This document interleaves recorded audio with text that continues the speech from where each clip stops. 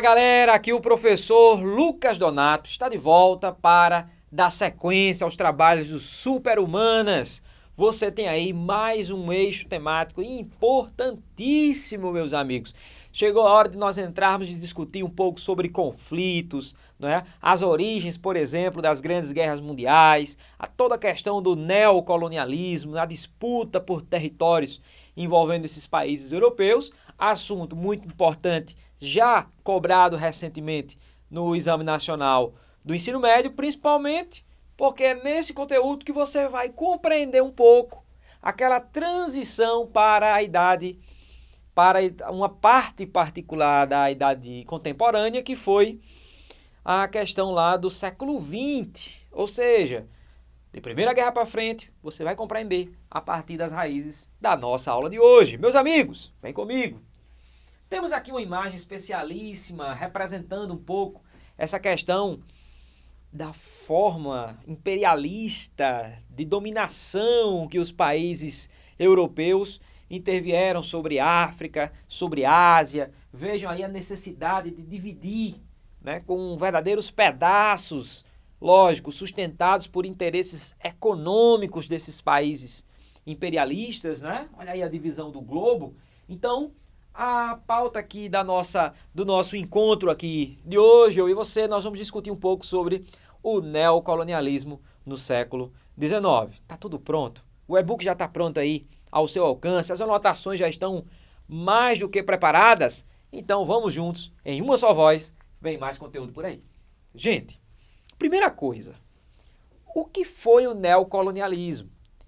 Eu quero que você anote agora aí um conceito sobre do que se trata esse tão importante momento da nossa história durante o século XIX. Anota aí para mim, coloca dessa forma que eu vou esperar você aí editar bem, né, pontuadamente no seu caderno. Bota assim, processo, neocolonialismo, escreve, processo de dominação, é o processo de dominação imperialista, é o processo de dominação imperialista europeu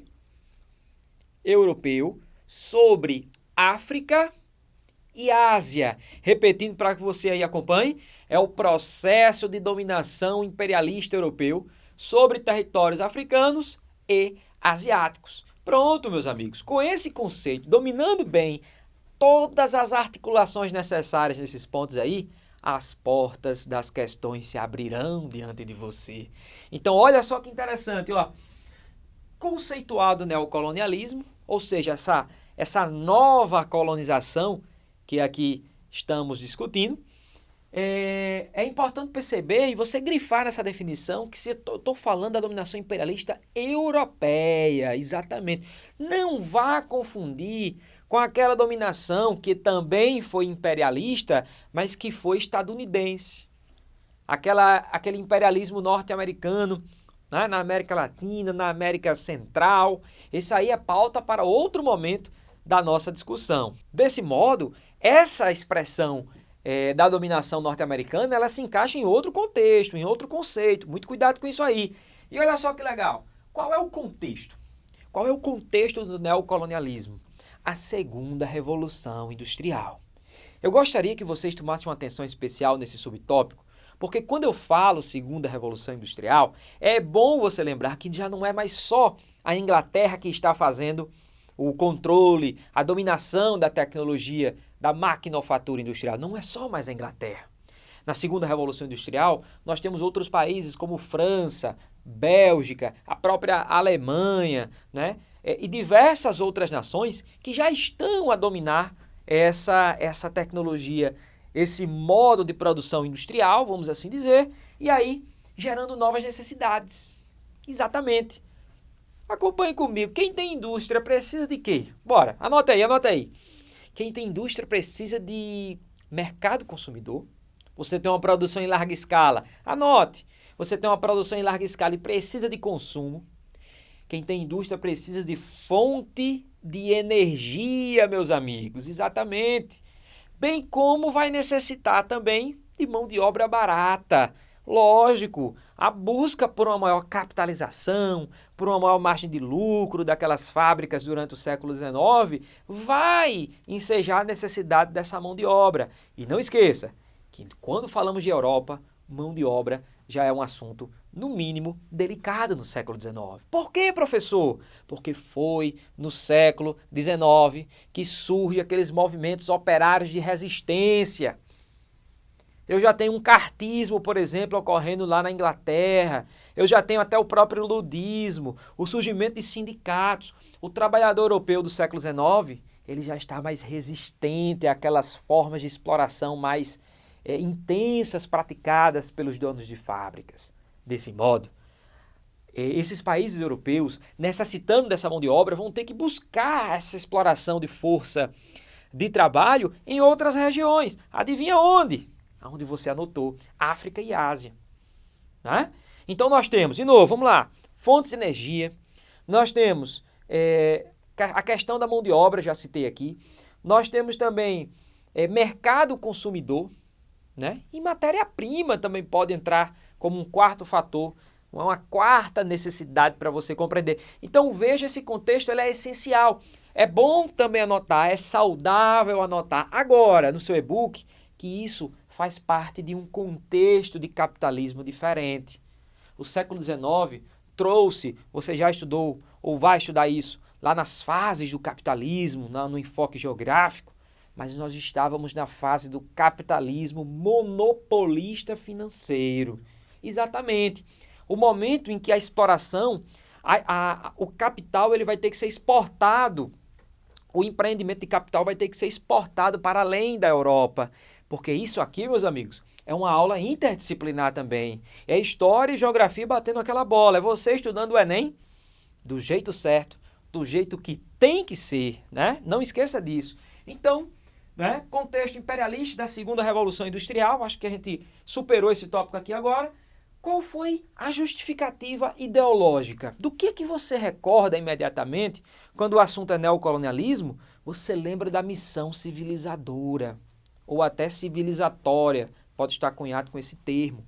A ideia é que a Europa teria uma pretensa superioridade, que poderia chegar, por exemplo, por essa tal superioridade, a dominar o africano, a dominar o asiático, sobre a ideia que levaria sua cultura, que levaria sua superioridade. Será que isso realmente se fundamentava na crença ideológica e até científica daquela época? Veja só isso. Existia algo, gente, chamado de darwinismo social. O darwinismo social pregava a superioridade do homem branco, que o homem branco, em particular europeu, estava num estágio mais elevado de humanidade, de civilização, e que por essa superioridade defendida pelo darwinismo social, aqueles autores, cientistas ingleses escrevendo, distorcendo a teoria darwiniana original para justificar a missão civilizadora, para justificar a ideia, né? Para justificar o elemento de dominação que se estava sendo desenvolvido no neocolonialismo. Então não esqueça desse elemento de uma teoria racista, né? De certo modo, então uma teoria racista que vem para fundamentar essa perspectiva imperialista que estamos aqui a discutir, né? Então um elemento essencialmente importante. Mas você deve estar se perguntando, afinal, como esses países europeus, como é que eles conseguem, por exemplo, estender essa dominação aos territórios subjugados, aos territórios como África, como Ásia? Como é que isso ocorre, gente? Olha só que especial. Principais tipos de dominação. Você está acompanhando aí no e-book e você tem aí pelo menos 3 ou até 4 formas de dominação. Eu posso dizer que um território africano ou asiático, ele pudesse ser em relação ao país dominador, eu posso dizer que ele tivesse ali ou a possibilidade de ser uma área de influência. O que é uma área de influência, professor? Vai grifando, vai acompanhando. É uma área em que parte desse país dominado, ele tem uma influência muito intensa do país dominador. Lembra do caso de Hong Kong, que passou a ser área de seção inglesa após a Guerra do Ópio. Ali era uma área, uma autêntica área de influência da Inglaterra, né? Mas além de ser área de influência, um país pode ser também, uma outra forma já de dominação, um protetorado. O protetorado é um caso muito especial, porque o país dominado ele mantém seu próprio governo, um governo nativo, mas ele é tratado como se fosse um aliado, mas na verdade ele é subjugado por um país dominador. Ou seja, o governo local mantém sua estrutura, mas é uma estrutura em subordinação a uma estrutura dominante, no caso dos países europeus. E além do mais, nós podemos lembrar que além da área de influência, que além do protetorado, um território poderia ser também uma área de colonização direta. Exatamente. Professor, o que é uma área de colonização direta? É aquela em que a colonização direta se estrutura na ideia de que o território dominado sequer tem um governo, sequer tem uma própria gestão. Ou seja, o território dominado ele é diretamente controlado e colonizado pelo país dominante. Desse modo, nós aprendemos aqui 3 formas de dominação imperialista. Quais são elas? Me acompanha. Eu tenho a área de influência, eu tenho protetorado e tenho também a colonização direta. Tem autor que acrescenta um quarto, que é importante. Eu sei que você está querendo mais. Anote aí no seu e-book. A dominação econômica. É quando um país ele está sob o raio de controle econômico, quando ele tem seu mercado completamente controlado por um país dominador, não é? Quando ele tem transações econômicas que lhe subordina comercialmente a um país dominante. Está mais ou menos nessa explicação que eu acabei de adotar aí para vocês, né? Então, gente, feita essa introdução, vamos para os casos específicos. Acompanhe o professor Lucas que vai dar tudo certo, meus amigos. Imperialismo na África. Você que está estudando conosco de várias partes do Brasil, Super-Humanas é um curso que vai expandindo a cada vez mais nas fronteiras dos estados do nosso país, do nosso querido Brasil, né? Nós temos aqui a Conferência de Berlim. A Conferência de Berlim é um marco para o neocolonialismo, especialmente na África. Uma reunião feita em Berlim, do qual participou pelo menos 14 países, né? E ali, olha só, os territórios africanos eles foram divididos, eles foram partilhados pelos países europeus. Olha essa imagem que bacana, olha essa imagem que o Super-Humano se traz. Já imaginou isso numa questão? Você vai dar aquele velho sorriso e vai lembrar das nossas aulas aqui. Eu e você aí direto, no seu quarto, no seu local, no seu cômodo da sua casa, onde você está agora concentrado, né, nos assistindo, ou então no seu espaço de estudo mais apropriado. Veja essa imagem, a África ali é um bolo que está sendo dividido. Quem são esses elementos ao redor da mesa? Que eles representam? Eles representam os países europeus. Os países europeus ali preocupados em concretizar seus interesses econômicos sobre a partilha desse continente. Então, ó, as potências imperialistas europeias partilham desses territórios africanos, dividindo a África em linhas de divisão completamente artificiais. Isso é importante. Essa divisão territorial na África, olha só, gente, ela não respeitou as rivalidades tribais. O que aconteceu, professor? A ansiedade econômica europeia terminou colocando sobre o mesmo estado, sobre o mesmo território, muitas vezes, 2 tribos secularmente rivais uma da outra. E é essa razão que você entende o porquê que diversos países, né, na África, na atualidade, olha só, nos dias de hoje, são tão atormentados por guerras civis, né, por guerras extremamente violentas. E aí você fica com essa atenção, essa reflexão importante, um conteúdo que se constrói aí, a importância dele nos dias de hoje. Então nós temos aqui a Conferência de Berlim, você já entendeu aí a ideia, a pegada desse elemento. Temos agora a Guerra dos Boers. Professor, o que foi a Guerra dos Boers? Olha só, local, é bom você anotar, é bom você acrescentar. O local dessa guerra aqui, gente, será na África, no atual território da África do Sul. A Guerra dos Boers opôs ingleses, claro, a Inglaterra foi, de certo modo, protagonista desse processo de neocolonialismo. Aí os ingleses em confronto de interesses com os Afrikanders, ou então os Boers. Por que essa expressão? Os Afrikanders, na verdade, eram descendentes, ou até mesmo europeus, poderiam ser de Países Baixos, como a própria Holanda, poderiam ser alemães, alguns deles até franceses. Esses povos africanos que eram europeus ou de descendência europeia, que já exploravam a região hoje correspondente ao sul da África, eles começaram a dividir interesses com a Inglaterra. Professor, me faz entender isso melhor. Gente, aquela área é alvo de disputa de metais preciosos, de ouro, de diamantes também. Uma área de grande reserva de riquezas que passou a ser disputada por esses europeus, vamos assim dizer, e praticamente levando aqueles habitantes nativos a uma categoria de segundo plano. Então o resultado da Guerra dos Boers foi a vitória da Inglaterra. A Inglaterra vence os Afrikanders, passa a ter o controle da região, você pode anotar o nome da região, grifar no seu e-book, a região de Transvaal. Né? Essa região, a República de Transvaal, dominada agora pela Inglaterra, os ingleses começam a praticar políticas de segregação racial naquele território. Aquela ideia de separação entre brancos e negros, ela começa a se fundamentar na lógica de dominação imperialista inglesa nessa porção de território que estamos a explicar. E é bom que se atenha, é bom que se pense, né, nessa perspectiva que eu estou falando das origens do apartheid. Perigo!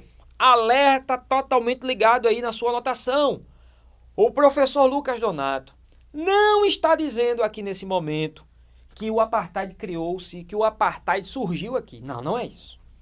O regime do apartheid que o Enem já cobrou, né, no antepenúltimo exame, uma questãozinha lá sobre a questão do passaporte na África do Sul, o apartheid só surgiu em 1948. Isso mesmo, após a Segunda Guerra Mundial, 1948. Mas você pode dizer que as origens dessa segregação ela é anterior, que o apartheid ele não surgiu do nada em 48, porque nós já tínhamos uma política de segregação, de dominação muito forte, já aqui, né, desde o final desse processo que estamos falando da Guerra dos Boers. Portanto, meus amigos, são os tópicos aí mais importantes. É lógico que você deve lembrar que outros países dominaram territórios africanos, a própria Alemanha, a própria França, mas sem sombra de dúvidas, esses aqui, no caso africano, são aqueles mais especiais que você estará na ponta dos cascos e da língua, todo esse conteúdo. Vamos para o imperialismo na Ásia agora, particularmente enfocando duas experiências de dominação imperialista. Experiência 1, o caso da Índia. O que aconteceu entre os indianos? Como a Inglaterra conseguiu interferir sobre a vida daquela comunidade? Como foi esse processo de conflito que surgiu naquele território? Como também o caso da China, exatamente. A China foi alvo também de inúmeras políticas aí imperialistas, de ações imperialistas, de dominação nesse período. E você, aluno Super-Humanas, vai ter acesso a tudo isso esquematizado a partir de agora. Vem comigo, gente! O caso da Índia, olha só. A Índia, como vocês já podem ter ouvido falar, era um território de formação que havia ali um artesanato têxtil de organização, né? E aí nós vamos observar que os ingleses, eles queriam romper com a lógica artesanal de tecidos que existiam na Índia. E aí o que vai acontecer? Para romper com essa lógica, para romper com esse elemento local, esse artesanato de tecido lá existente na Índia, a Inglaterra inicia uma política de imposição, né? De imposição de seus produtos têxteis para destruir o artesanato local e forçar a população indiana a consumir os produtos ingleses. E o que é que vai acontecer? O que é que vai acontecer? Nós temos uma guerra, a Guerra de Cipaios. Exatamente. A Guerra de Cipaios estrutura-se quando os indianos tentam resistir contra a dominação imperialista. E aí, galerinha, o que é que vai acontecer aqui com isso? A tentativa de resistência indiana, ela vai gerar uma guerra violentíssima, que envolveu até questões religiosas. A guarda de Cipaios, uma guarda indiana, ela era forçada pelos ingleses a lubrificar suas armas com a banha da vaca, né? Só que você deve lembrar que religiosamente a religião hindu prega um certo elemento sagrado neste animal, simboliza a fertilidade, tem uma questão ali religiosa por trás disso, que também precipitou os ânimos, né, e gerou também o conflito. Qual foi a punição da Índia? Lógico, derrotada militarmente, belicamente, a Inglaterra tinha um poderio armado bem maior, a Índia deixou de ser protetorado. Olha só, a Índia já era um protetorado da Inglaterra e passará a ser uma colônia direta, ou seja, ela teve um rebaixamento propriamente dito político. Quer dizer, professor, que na Índia, você aprendeu isso no início da aula, na Índia haverá um controle inglês direto, exatamente. A Índia passou a ter um vice-rei da Inglaterra. Olha só, né? A que ponto chegou esse processo? Temos aqui o caso da China. O caso da China, a China que também foi alvo dos interesses econômicos, imperialistas ingleses. E aqui é importante dizer que queria se impor na China, olha que curioso, o consumo de ópio. O ópio, essa substância de entorpecimento, provoca vício. O ópio era extremamente lucrativo para os comerciantes da Inglaterra, que ganhavam muito dinheiro com o consumo de ópio na China. Só que quando o governo chinês percebeu essa lógica de manipulação, essa lógica de dominação da Inglaterra contra a China com esse produto, com o ópio, a China tentou resistir. A China tentou até proibir a entrada de ópio, de consumo de ópio no país, ferindo, abre aspas, ou seja, indo contra os interesses imperialistas ingleses. E aí o que é que vai acontecer? Guerra, conflito. Mais um conflito vencido pela potência bélica inglesa. Vale lembrar que no século XIX a Inglaterra ocupava uma posição muito robusta, né? Do ponto de vista bélico, imperialista, né? Veja que é o país que nós mais estamos citando, né, nesse momento. Então a Guerra do Ópio teve mais de uma oportunidade, mais de um momento dessa Guerra do Ópio. Nós temos aqui o Tratado de Nanquim, foi o tratado que encerrou esse conflito e de modo muito prejudicial aos chineses. Olha só que curioso, 5 portos chineses, anota isso aí, 5 portos chineses passaram a ser praticamente de livre comércio inglês.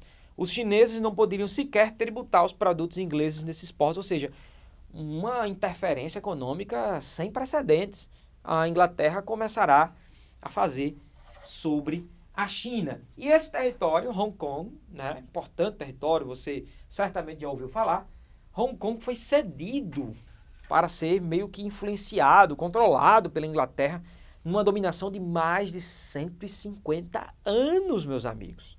Praticamente nos anos 90, essa interferência direta, ela cessou, ela reduziu-se. Então, vejam aí o momento, a que patamar a Inglaterra praticou o imperialismo na China. 1900, 1901, uma situação muito curiosa. A revolta dos Boxers foram quando alguns pugilistas tentaram resistir ao domínio de várias potências imperialistas, franceses, ingleses, alemães, vários países europeus que de algum modo dominavam ali o mercado chinês. Alguns pugilistas, né, grupos populares começaram a entrar em conflito. Esse movimento, curiosamente, foi chamado de a revolta dos Boxers. É mais um assunto que está relacionado aí à questão do imperialismo. E para terminar a nossa aula de hoje, abra aí no seu caderno um tópico C. Bora, vamos mais além. Eu sei que você está querendo mais, a sua aprovação está cada vez mais próxima, meu caro. Crie um tópico para falar sobre o Japão. Mas um tópico, por isso que eu vou criar esse tópico agora, nesse exato momento, abra no seu caderno aí, é um tópico especial. Porque o Japão, ao invés de país meramente dominado pelo imperialismo europeu, o Japão ele praticou dominação imperialista na Ásia, principalmente contra a própria China. Cabe aqui lembrar que estávamos vivendo no Japão a era Meiji. O Japão passava por um processo de inovação, de modernização tecnológica, investimentos em educação, aquela aristocracia rural protegida pelos samurais entrava em decadência, o, abre aspas, feudalismo japonês estava se desestruturando por essas inovações que a modernidade tecnológica trouxe ao Japão, e aí o Japão aproveitou esse crescimento e passou a controlar, a explorar alguns outros territórios lá no extremo oriente. Então o Japão é um caso específico, porque ao invés de ser um país diretamente dominado, ele vai ter a sua própria ação imperialista. Anote isso daí, organize isso no seu caderno. Esse assunto, portanto, é vital, porque essas disputas territoriais, essas disputas imperialistas, elas irão criar uma tensão que vai gerar a Primeira Guerra Mundial. Importante. A Primeira Guerra Mundial começou a ser entendida a partir dessa aula. Ao discutir Primeira Guerra lá em século XX, eu vou ter que acionar isso aqui para discutir com vocês.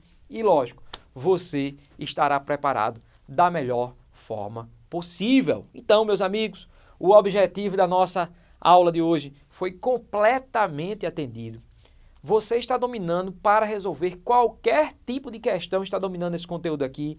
E eu não tenho dúvidas que você está estudando para o Enem do jeito certo, do jeito que tem que ser. Eu, professor Lucas Donato, aqui me despeço. Você vai fechar a nossa telinha, vai pular para a próxima aula e estaremos retornando no melhor momento. Valeu, galera! Um grande abraço, professor Lucas. Fica por aqui, até a próxima aula.